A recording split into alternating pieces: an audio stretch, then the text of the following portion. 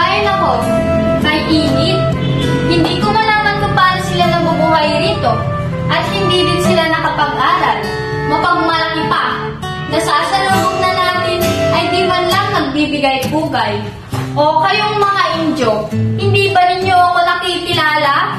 Ako lamang si Doña Victorina de los Reyes de Espadaña. Nabighani kayo sa aking kagandaan, hindi ba? Tignan ninyo ang kolorete sa aking mukha, ang kulay at kulot sa aking buhok, at aking magagara at mahabang kasuotan na tila lamang sa isang mestisa. Kaya kayong mga inyong sinitim ng Aita, dapat igalang ninyo ako. Siya nga pala, nakwento ko na ba sa inyo ang aking kabalaan? Diyos ko, napakaganda ko, at marami ang nangligaw sa akin noon. Ang dami ang nangligaw sa akin, ngunit biligo ko silang lahat, ano?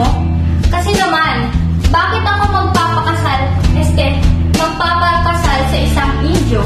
Hindi ito maaari, mga mangmang, mga pobre. Paano nila ako bubuhayin?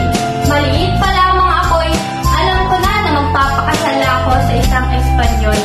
At eheto si Don Tiburcio de Espadaña. Oo, hindi siya ganun kayamanan at hindi nakapag-aral. Ngunit isa siyang Espanyol, no? Pinilit ko pa nga siyang magpanggap bilang doktor eh. Ngayon na ako ay nakaasawa na ng isang doktor, nakamit ko na rin ang pinakamimikhiing alta sociedad. Hindi na ako maganda, sosyal pa. Alam niyo ba, isang araw, napadaan kami sa tapat ng mga Alferes.